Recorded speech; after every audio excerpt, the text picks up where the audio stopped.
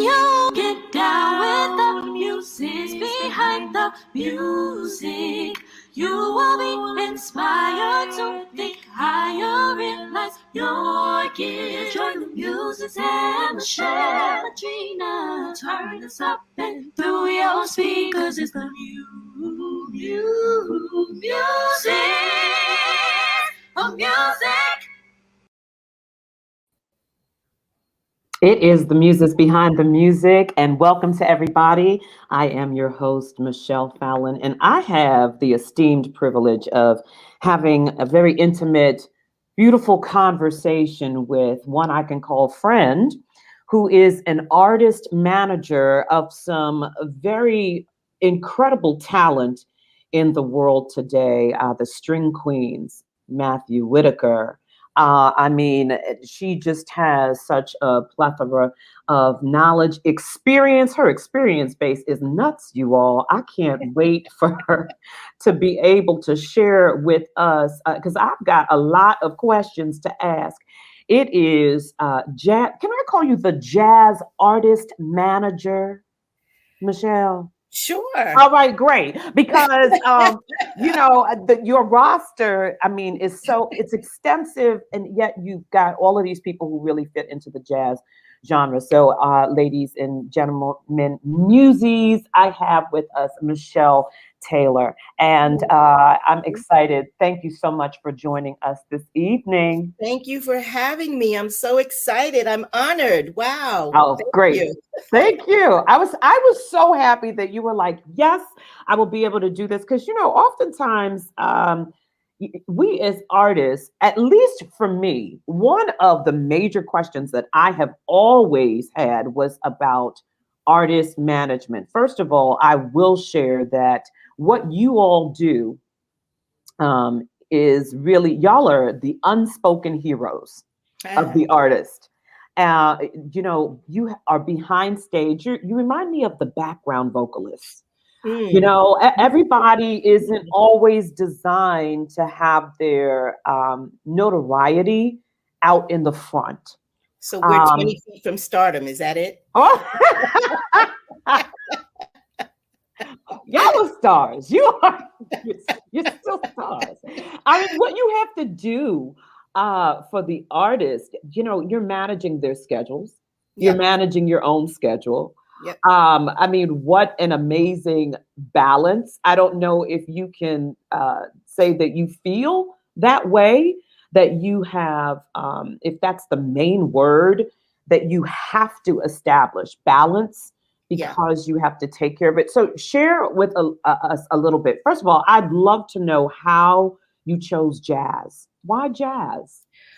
Well, it's interesting because from the time I was a little girl, 8 years old, my father was a big jazz beau. He loved the music. And I recall from a very young girl, my father on Sundays would put jazz music. We had speakers in the basement. He would put the speakers to the window of the basement facing the backyard and would literally serenade the neighborhood with jazz. Wow. And I just remember putting my face to the screen of my bedroom because something clicked. I said, I like this. I like this music. Yeah. And I don't know, it was just, I guess because my father had it around us in the house, I just gravitated toward it. But you know what, I'll say this, I love all types of music. Yeah. Frankly, I mean, I sort of subscribe to the adage that Duke Ellington spoke years ago when he said there are two kinds of music, good and the other kind. Right. So if it's good, if it's good, I'm with it. I love classical. I love Latin music. I love hip hop. I love jazz. I love, jazz is my forte, but I love all kinds of music. And I know when I first got into the business, I was so blessed in that I said, I want to get into the music business. I knew from the time I was in my late teens that I wanted to go into the music business. And because I had such a love for jazz, I said, okay, I'm going to look for a job, and I want to get into the music business promoting jazz. Awesome. Promoting and marketing jazz. And lo and behold, God blessed me with my first gig at Blue Note Records. How awesome is that? I mean, that, Yeah.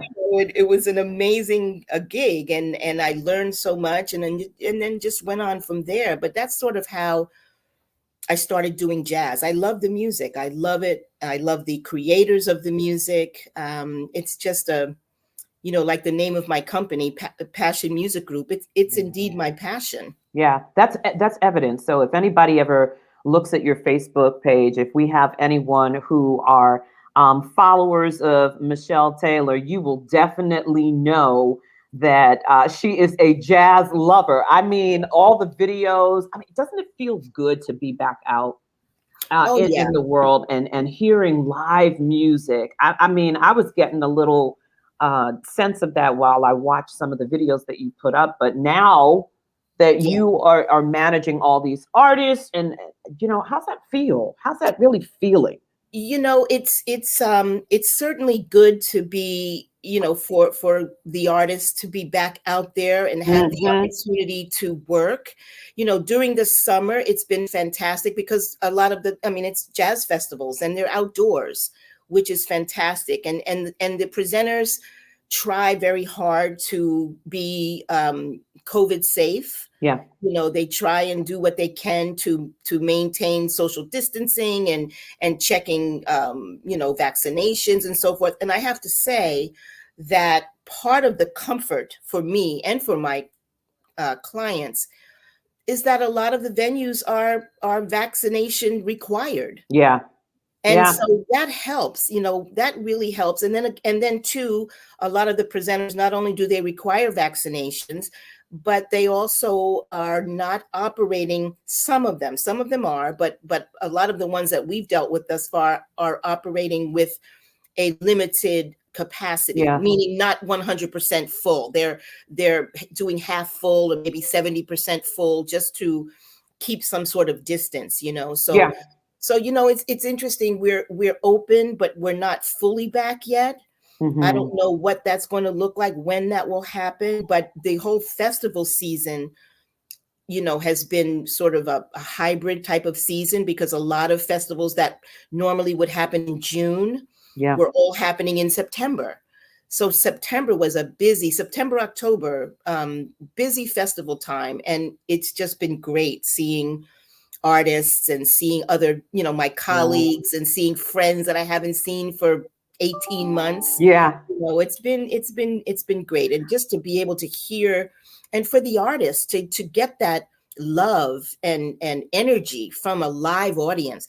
Listen, the artists had to do what they had to do as far as, performing virtually and so forth during the pandemic.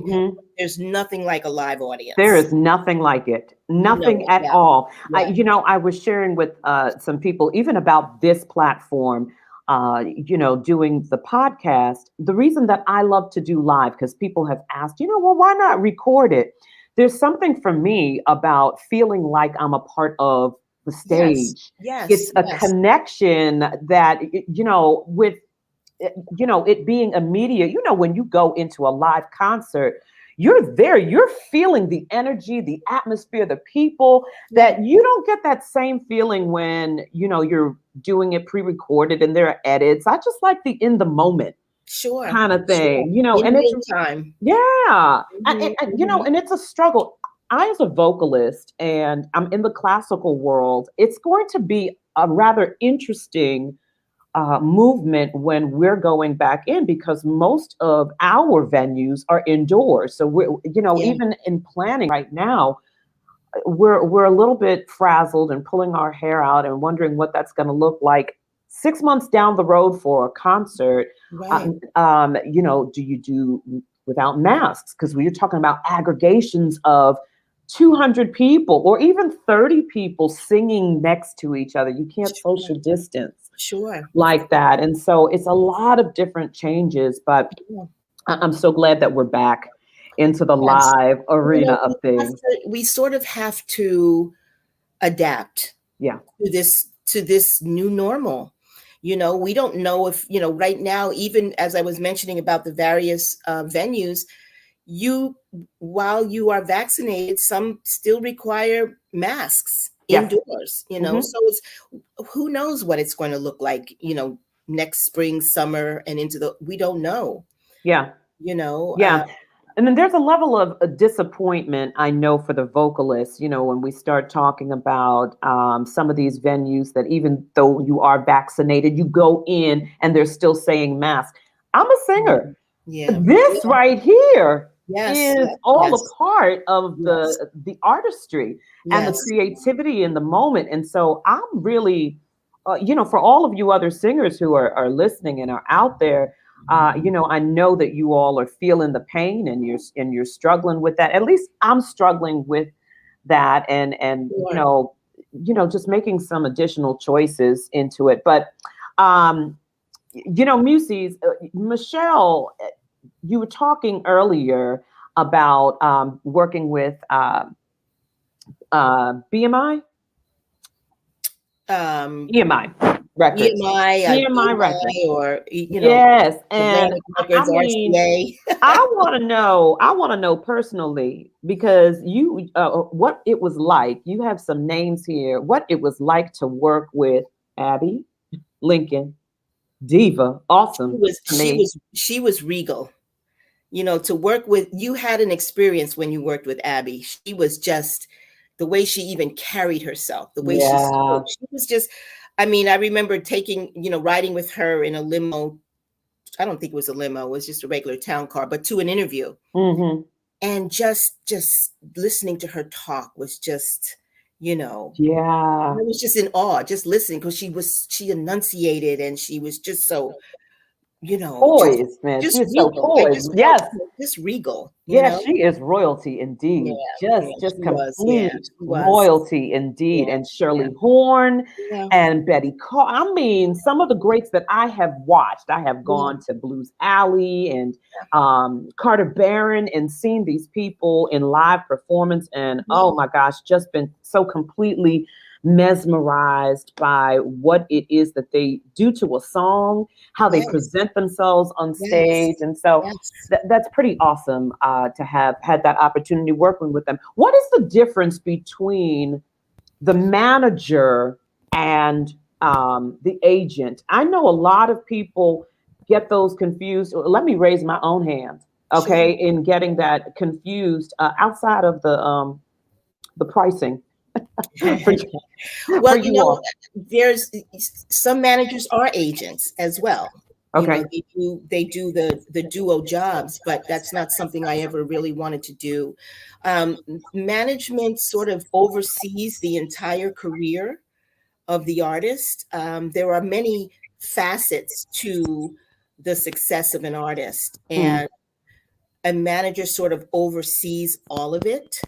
And the booking agent, if you will, is the person whose job it is to try and secure work, try to secure gigs for the artist. That's what gotcha. they do all day, every day. Okay. And if a manager is also the booking agent, that's a lot of work. I mean, they do that as well. And I do that for clients as well. Try to secure opportunities for work Mm-hmm. for those that don't have agents yet. Um, Yeah. but that's not my full-time gig. A booking agent, that's their full-time gig. I help with everything else. I help with, once, say, for instance, once the booking agent secures the gig for the artist, then I sort of take over from there. Once we have the signed contract, then I start working with the presenter to make certain that everything is right for the artist when they do their performance. Mm-hmm. Um, I also help the artist secure a record deal, if that's the case. I mean, nowadays Awesome. it's not as important as it used to be. I also help if there are any other opportunities.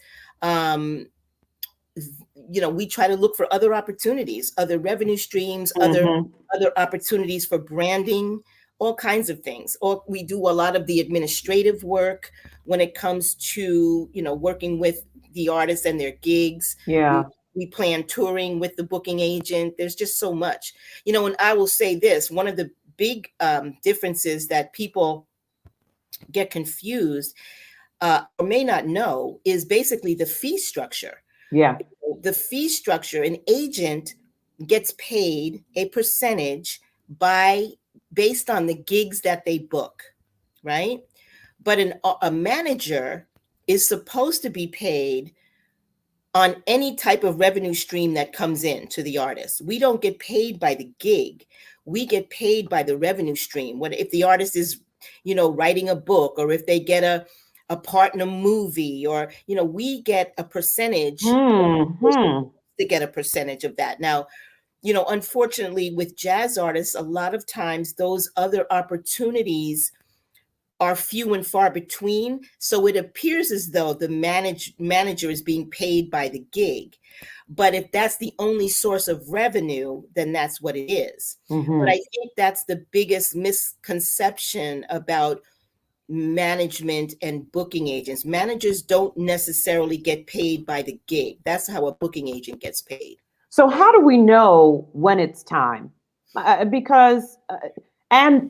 does it always, mean that I'm an artist and I need to have an agent or a manager in representation? Can I do this thing all on my own? Although I recognize how very difficult that task is when you become your everything. But really, how do I know when it's time?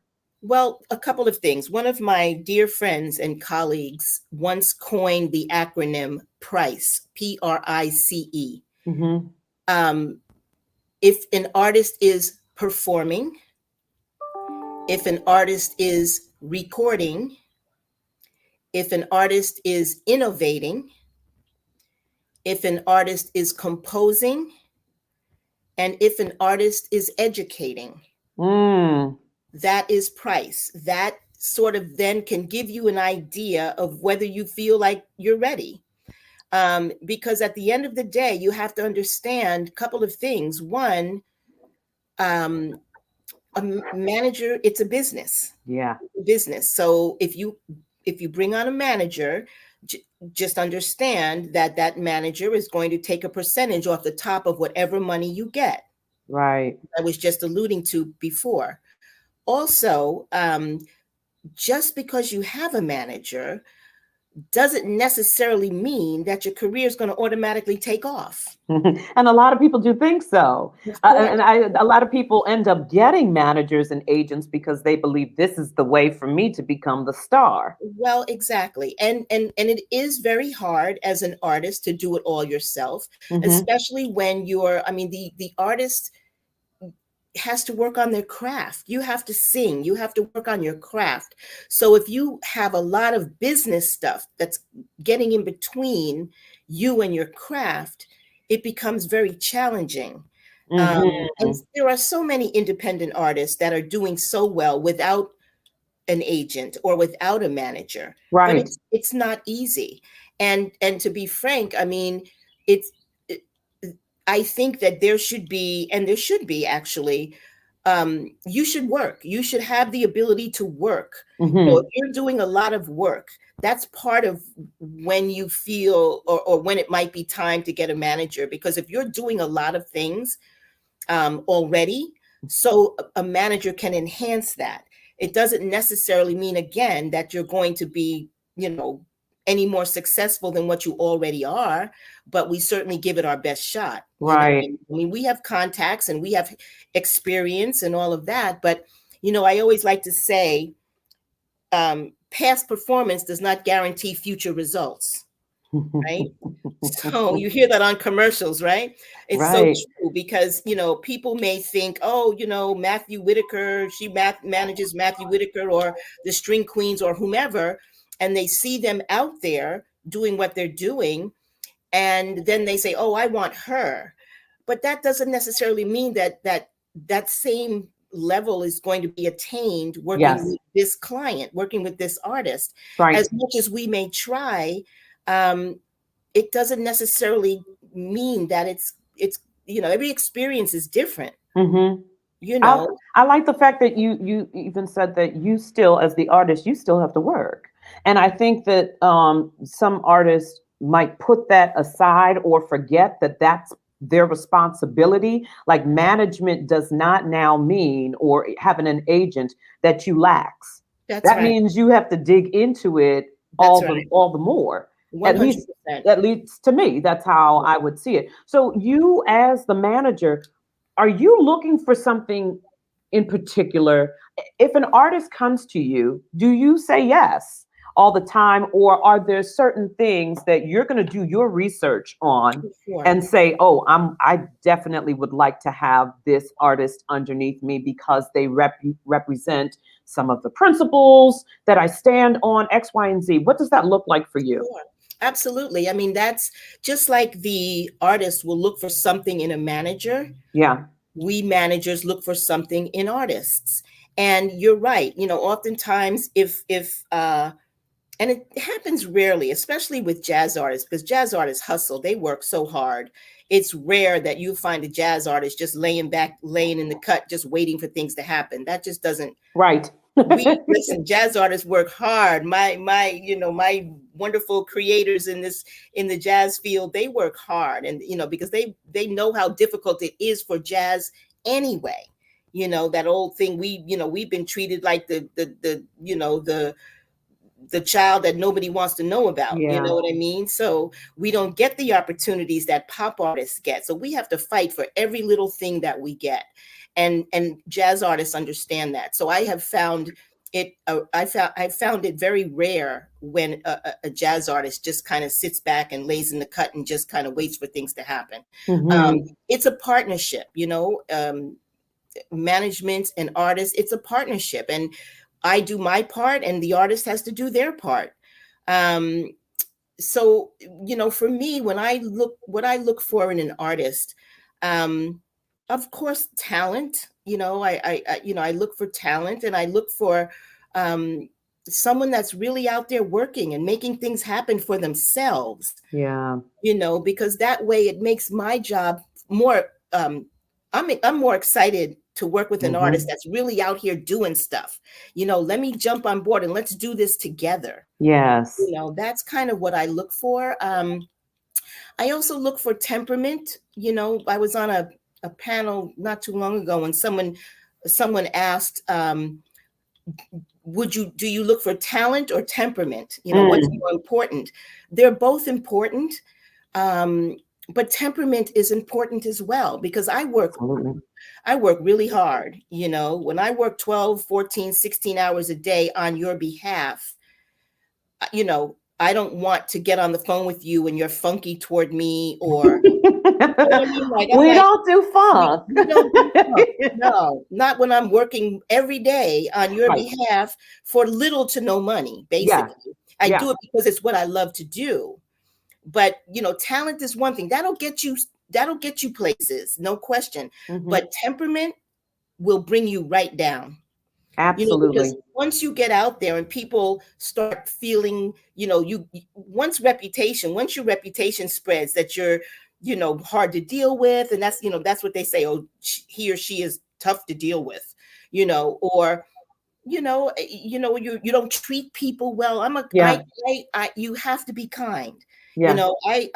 You have to be nice. And listen, goodness knows there have been times when I have not been nice. Okay, Hmm. Hmm. because I'm trying to get stuff done on behalf of my client. So sometimes Right. you have to go there in order, especially as a woman, you have to Come go there. on. You know what Yes. I mean? Yeah. But for the most part, I have found that you get more done on behalf of your client by being flexible, being nice, and Hmm. trying to understand the other side as well. you know but that whole diva mentality, You not know, one of those. I wonder though, because we don't hear that same kind of rhetoric to men. Oh, he's hard to work with. When we hear that, Right. they're specifically talking about women. And I often Right. wonder, how much we find ourselves lessening or always trying to reserve the way that we approach things, because we know with automacy we're going to be judged. Yeah. If it comes out the wrong way, ooh, then we're going to get the looks, the attitude, the reputation changes about us. Do you find that that happens, that maybe you soften your temperament because you just know how the world is going to respond to Yeah. you being a woman? And is that fair? Is that fair? Well, no, it's not fair. We know that. Mm-hmm. We have to work twice as hard and twice as long, and as a Black woman, even more so. So no, it's not fair. It's never been fair. But when I used to run the jazz division at Atlantic Records, the first woman in the industry to do so. Come on. It was a challenge. Thank you. It was Yes. a challenge because I was constantly, first of all, the person that was up for the job that I took thought that he was a shoo-in for the job because he had the ear of the president of the company.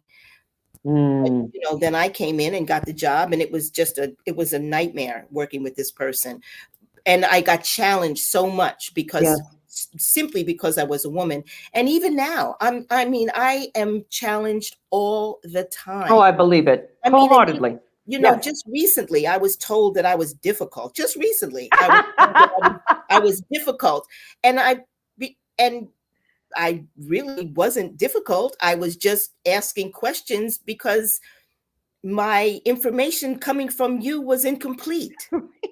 So I had to ask the questions, and I wasn't unpleasant. I was pleasant all the time. But again, from a man looking at me, they're like, because I'm asking a lot of questions, oh, she's difficult. Right. And so basically when I finally had the opportunity to speak with the gentleman, I said that very thing. I said, well, I was just I was just trying to get answers on behalf of my client. Mm-hmm. And I said, and to be honest with you, you really haven't seen difficult. I mean, that's real. I love you it. haven't seen difficult. This was That's just right. me getting questions answered. Mm-hmm. And I was kind, and I was courteous, and I was patient, and I was flexible.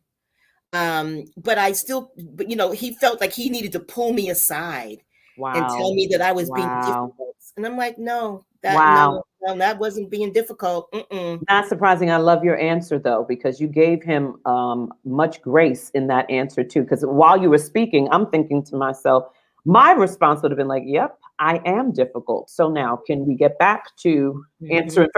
Because I just don't, to me, I get frustrated with, just the imbalance and unfairness of us trying to push through in whatever industry we're in. And, when we're trying to meet the challenges, and if we don't do it in a very particular manner or speak or sound the way that they think we are, it's almost like the angry Black woman syndrome. That drives me crazy. If we speak up about it, oh no, all of a sudden, you can't speak too loud, or you become that person.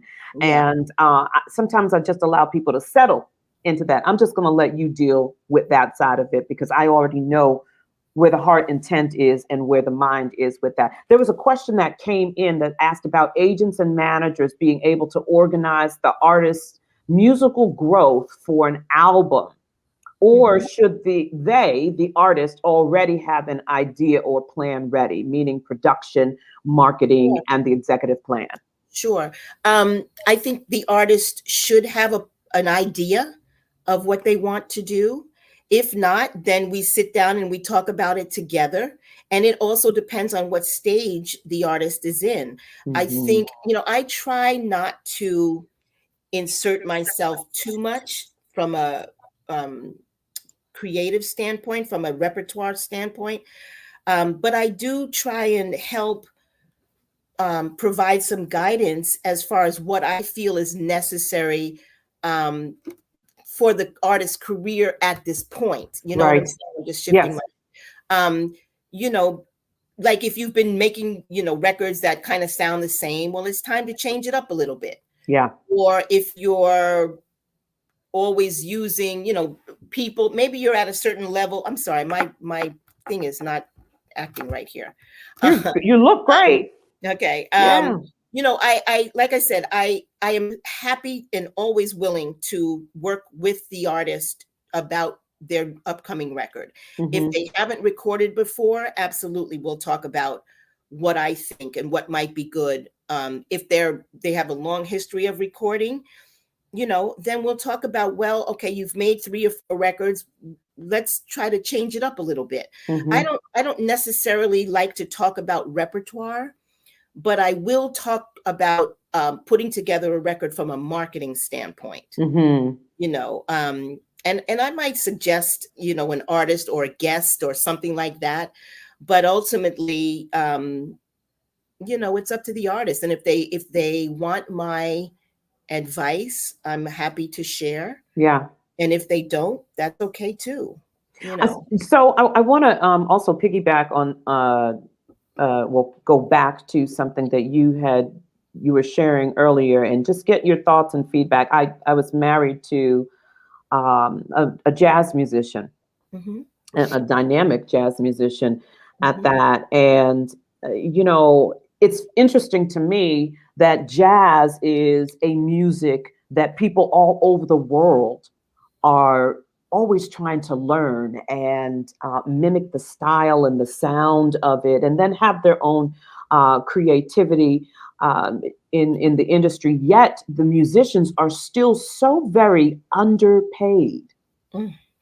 Yeah. Underpaid. Why do you think that is? That in this beloved historical American art form, we're still struggling with being able to give these musicians their just due?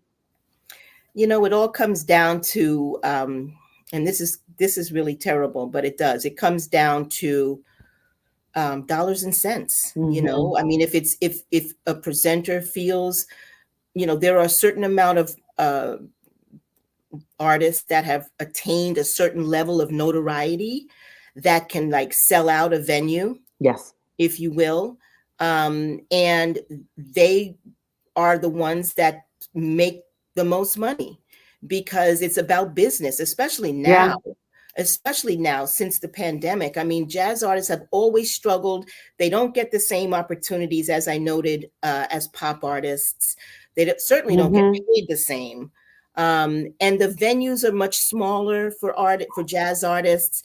There's less of an opportunity to make that much money because the venue has to make their money. Yeah. And what we're finding now, and I can't blame them, is the presenters. I was mentioning the festivals, that have happened this summer and so forth, and a lot of the venues, what they're doing to make up lost revenue that they lost in 2020, they're doing like these hybrid programs where they're literally just presenting big name artists because they know that they'll sell out the venue. And they'll Absolutely. be able to make back some of the revenue that they lost in 2020. Yeah. We're always up against, dollars and cents with the presenters. How many butts are you going to put in the seats? Yeah. Period. If you sell out the venue, you get, if you're, nothing is a guarantee. But if you have a history of doing that, then you're more able to command a higher fee. Yeah. And the fee process is a building process. You have to really get out there, because you may think you deserve to make more money, but until you show that presenter that you can fill their room, they don't have to pay you top dollar. Yeah. It's always proof. You've always got to show proof. It's funny because it's unfortunate because what ends up happening, the same top tier artists are the ones that are making all of the money. And those that are out here working hard every day and that are amazing musicians Absolutely. and performers are not being given their just due, quite frankly, from a financial standpoint. Absolutely. Do you push for that as a manager to ensure? Yeah. It's just so crucial. I mean, this is livelihood. And this is also passion and love. And I'm speaking directly for and towards the jazz artists. And yet, I get it. I get the whole structure of things and how they still have to, beat the pavement on their own. Jazz musicians, my hat goes off to you all, for real, because I watched being married to a jazz musician Yeah. before, and seeing what it's like, and still today, because I always used to say to him, you were at the club from 8 p.m. until 3 a.m, and this is what they want to do. Yeah. Right. Like, it's real. Like, we got some Yeah. bills to pay. I It's need you to tough. go back. Yeah, it's tough. I mean, it's, and like I said, it's, since the pandemic, it was even worse, and again, with things Yes. starting to open up, even though, even some presenters who would like to pay more can't, because they just don't have the revenue. They're Yeah. trying to make up revenue from 2020. Yeah. So it's just different. I mean, it's just like, we used to, you look at the amount of records, say, I mean, people don't even buy records anymore, but back in the day, a few years ago, when people used to buy records, you look at the disparity between what a pop artist would sell and what a jazz artist would sell. And the pop artist is in the studio pressing buttons, Pro Tools, Right. and the jazz artist is in the studio killing it with, live music and just, Right. it's just, it's never been fair. It's never been fair. I hope we find a way to rectify that, because Yeah, me too. it really is time.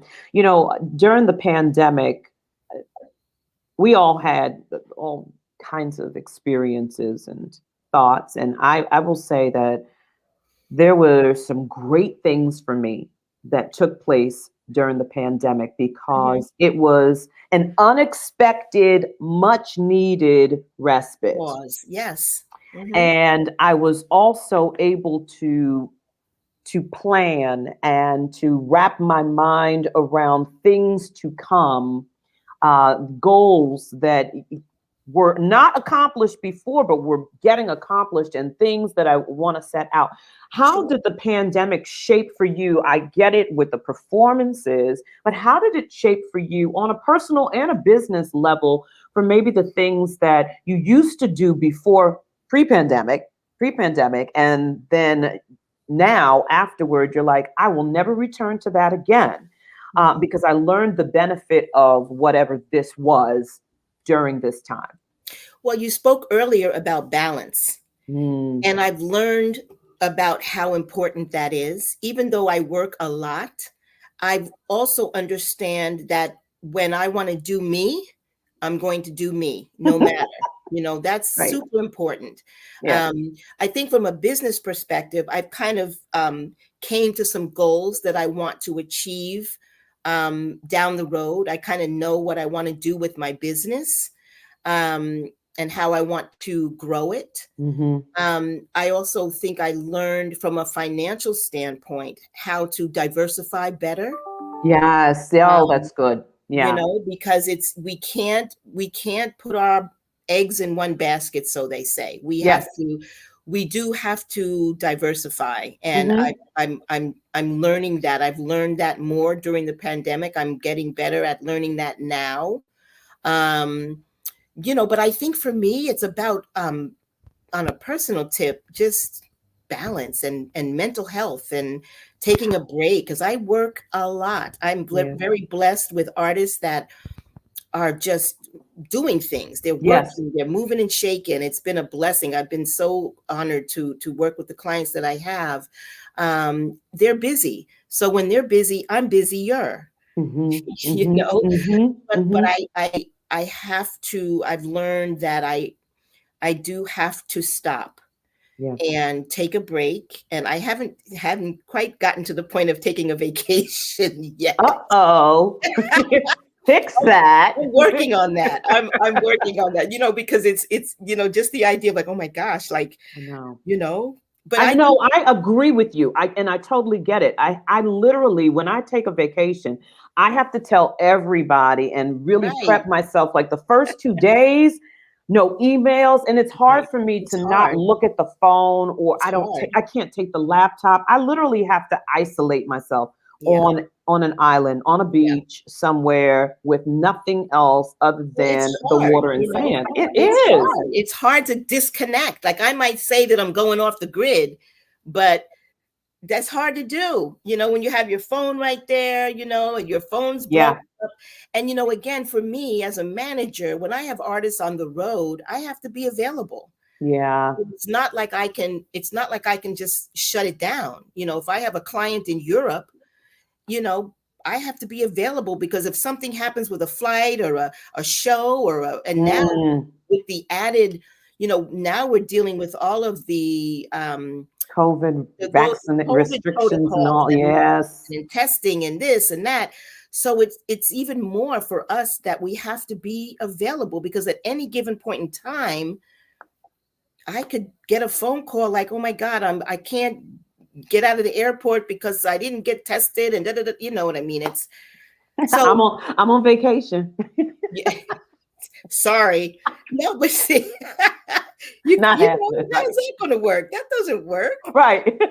And even with assistance, even with an assistant, it's still not the same as doing it yourself. Very true. Because you still have to communicate to the assistant what has to be done. Right. So you may as well just be there. You can't just say, okay, look, handle it. Although sometimes depending on where you are, it's like sometimes you do have to say, okay, you got this, what's going on. If anything comes up, where I am, but don't reach out to me unless it's an extreme emergency. Yeah. But it's hard to even do that, because I feel so compelled to handle everything. Yeah. I mean, but that's the nature of what you do. Yeah. You're handling things, and so they can handle my family, which drives them crazy. They'll be all right. Just can't turn it off. They're like, oh my God, just handle your clients. Stop handling us. I'm not a manager like you are, but in my house, I manage, and my kids would say the same thing. Exactly. But they would say the same thing. You're managing your household. That's you're true. Managing your life. So in essence, we're all managers, right? Very, very true. And that's why I applaud you all to take on the responsibility of trying to find this balance with other people's lives. It's not just the career aspect. I mean, really, that's a whole huge chunk of who they are and their life and how they move. And if you're just an individual, not you specifically, Michelle, but you as a manager just all over the place, I could only imagine the difficulty that it would present to an artist. It would never work. If I were an artist, I wouldn't want a manager like that. Right. I wouldn't want a manager that, part of being, for artists, I think in looking for a manager, you want to know that they're detail oriented. Yeah. And they're focused, and, they have the temperament that I look for in an artist. They want to know that I have a calm, relatively calm temperament as well. Mm-hmm. You know what I mean? So it works both ways. But if I were an artist, I would not want to work with someone that was all over the place, or that didn't return phone calls, or didn't return emails, or because you don't want to, just like an artist can get the reputation of being a diva. Yes. A manager can get the reputation of just not being good. Yeah. Not handling business. And that's the worst. So you don't have to mention the artist's name, but have you ever had that experience with an artist who you would just like, oh no, we obviously have come to a crossroad and I can't do this with you anymore. Absolutely. Yeah. Absolutely. And you have to know when that time is, because if I as a manager am not producing for you, if I'm not helping you the way you thought I would, if I'm not responsive to you, yes, there absolutely comes a point where you say, because it's like any relationship. Period. When that relationship is working, and when it isn't working. That's right. That's right. And you have to be able to face that. You have to be able to come together and have that real hard talk conversation. Absolutely. Just like you would with any relationship. Like, you're great, but I just don't think this is working. Yeah. And that happens on both the management side and the artist side. You just have to come to a point where and hopefully you can, if you're going to part ways, that you part amicably. Yes, That you part absolutely. as friends. And fortunately, I've been so blessed in that the relationships that haven't worked out, we're good friends. I love it. I love it. Yeah. Because it's not a guarantee. Goodness knows it's not a guarantee. That's right. It's like a vocal coach. I was just talking to another friend about it, and he was looking at a particular student, and there was something. The student's not even in his studio yet, but there's something about the student that rubs him wrong. And I just said, no, you have your answer right there because you're already starting off mentally in a bad space, and you have to build trust. And with trust whomever. And that's really deep. 100%. If you don't have trust, you have nothing. And Absolutely. that's any relationship. Period.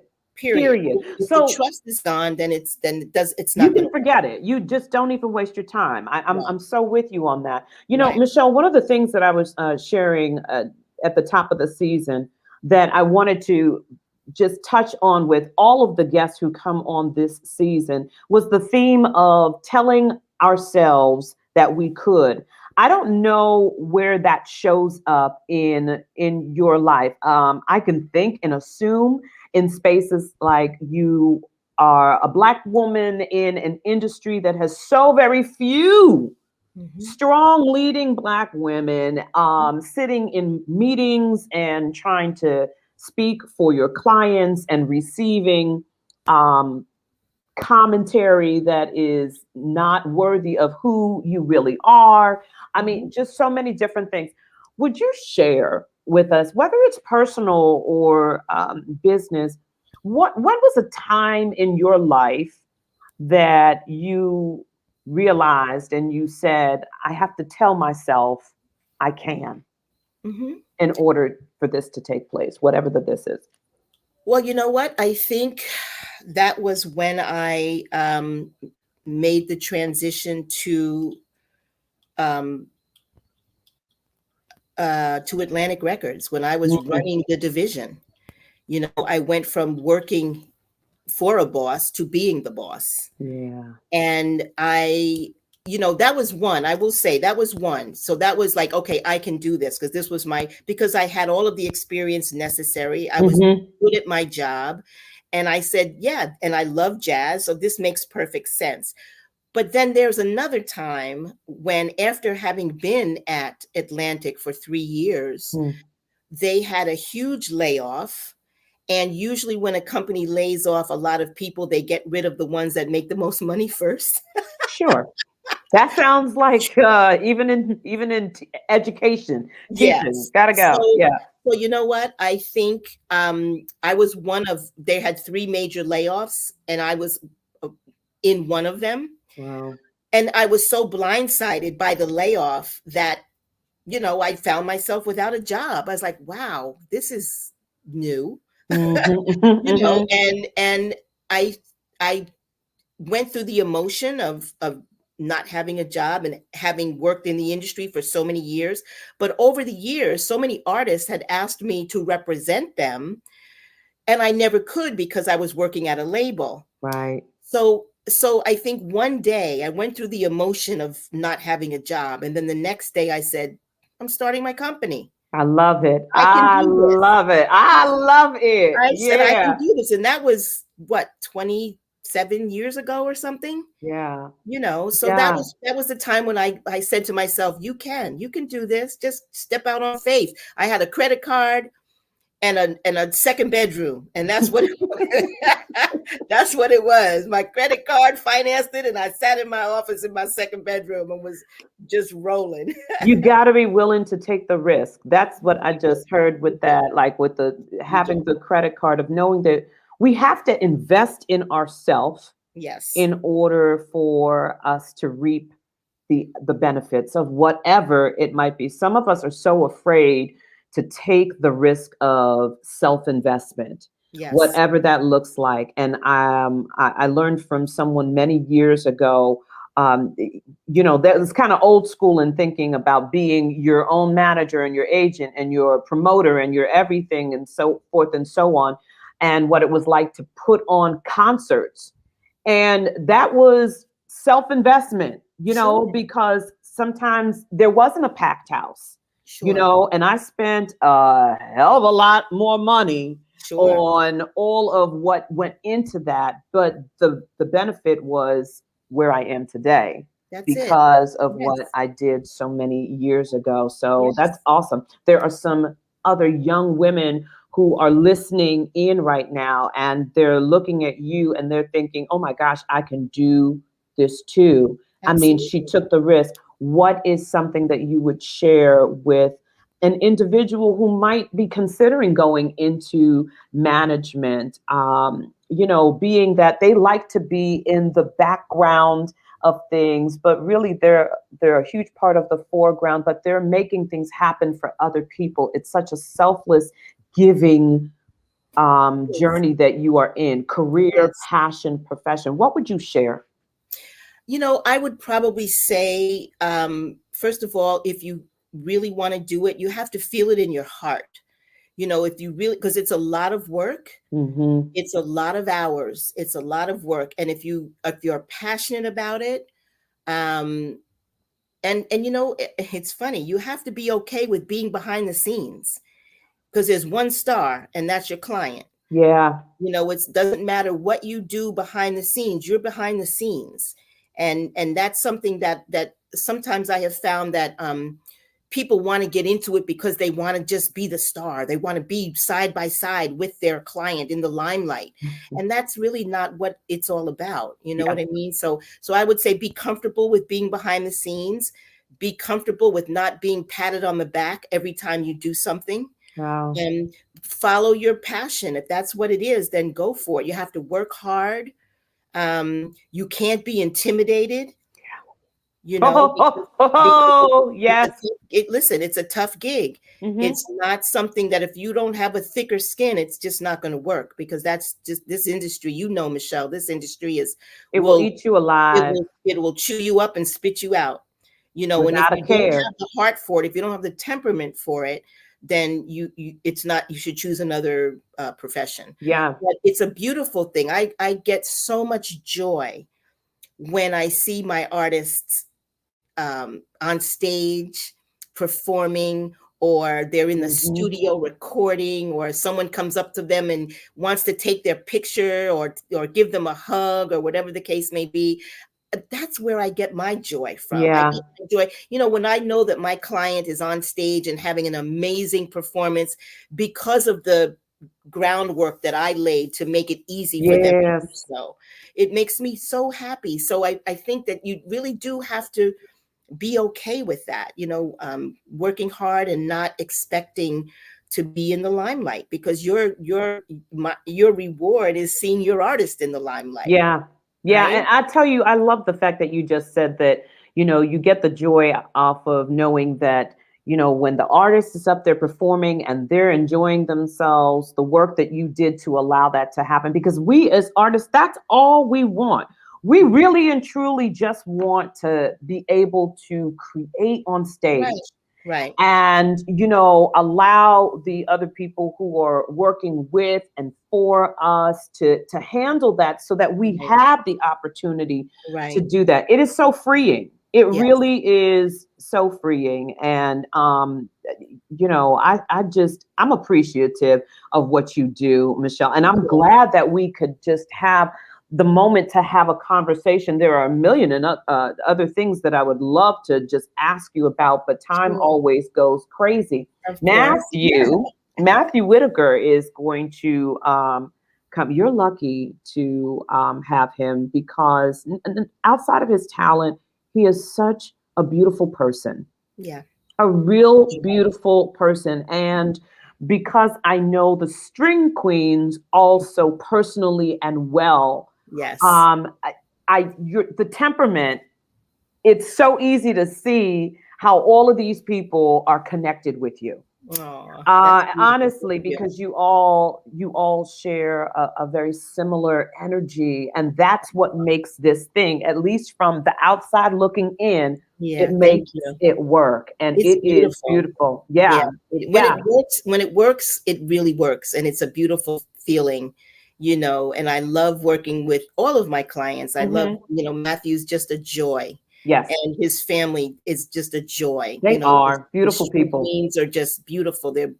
beautiful. They're talented. They're Yeah. dynamic sisters. I mean, I have been just, so blessed. My other clients as well. You probably know Kiana Faircloth from the DC area. I do not. She's actually she's a radio and television personality. She was on Love it. WPFW and for years, and now she's up in New Jersey on the WBGO and doing a bunch of other things. And it's the same thing, with her. We just clicked Love it. immediately, and my, all of them, Vanessa Rubin, my Yes, Vanessa. my other clients. Yeah, I mean, all of them. Yeah. I just feel so honored to be working with my clients. It's just been, and I've been blessed my entire career, even though there have been times when the relationships haven't worked. I've still had wonderful relationships with my clients. Yeah. And that's a beautiful thing, and I really strive to build that kind of a rapport with my clients. And I'm so glad that you said that, because that's what people need to know and to remember. It is about building relationships. I said this probably a million times, but years ago, I had a mentor share with me when I was in my undergraduate years at Howard University, and shared that people don't really care, Michelle, about you getting up there and you doing the singing. They want to know you. Build the relationship with the people. Right. That's the main thing. They want to just share. They want to feel that there's another connection outside of, what can I do for you? What can you do for me? Right. And that's what makes things tick. I mean, as an artist, I think it's important because folks spend their money to come see you. Yes. And they just want to be able to take a picture or, yes. Shake your hand, yes. or, say hello. And yes. it's about building that rapport, because once you have a fan for life. For life. Yeah. And I think it's so important that artists spend a little bit of time, and you don't have to spend a lot of time, but oftentimes it's just stepping out of your dressing room and just saying hi to the people that are waiting, to take your picture or what have you. I mean, and we try to, if there are a lot of people, of course, we try and make sure that that's, maintained, we're not going to stay out there forever. But at the same time, once you allow them in just a little bit, you have a fan for life. They'll follow you around. They'll buy your music. They're there for you. Absolutely. I had a friend who used to say, I'm going to hire you a bodyguard because you think that it's okay to talk to everybody. But that for me is just who I am. I want people to know that I'm just as personable and open and warm, and let's talk. Let me get to know you and you get to know me. That's great. Matthew is going to do that for us. And I thank you for that, because I know that these young kids who I have, children of the gospel, they are ecstatic. They loved what we did a couple years ago. They are so ecstatic to just have this opportunity to be one-on-one with him, and for him to pour a little bit into them. So I'm looking forward to that. Michelle, how can people, if you want people to get in contact with you, how can they reach out to you? Maybe they have some other questions. Maybe they want to consider building this relationship with you. How can they do that? Well, I would probably say the best thing to do would be to, and it seems very impersonal, but I prefer this because I'm so busy. Yes. Go on the website, passionmusicgroup.net, and there is a contact. There's contact information there. And just you can, fill out the form, tell me what it is you'd like, if you want to connect, that kind of thing, because it's always better to start there at least. Absolutely. I get so many emails throughout the day, so many calls. It's always best to just start there, because that comes directly in and we review everything, and then I would be able to get back. Love it. I just threw that up, passionmusicgroup.net. Yes. To all of the wonderful Musies who have joined right now. To those of you who will join later, I'm believing and trusting that all of this great wealth of information that we were sharing today, that you'll digest it on your own time, and that perhaps you might need some management. Looking forward to it, and your questions have been answered or at least addressed. Oh, Yeah, I'm hoping and believing so. And you have a contact information to find out some more. And feel free to always write your questions to the Muses Behind the Music.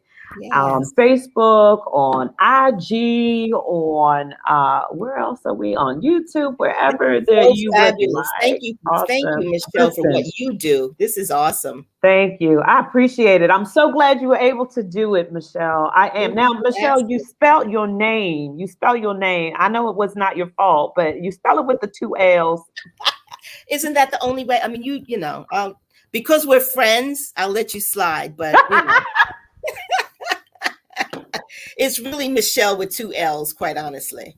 The one L's, we're very special people.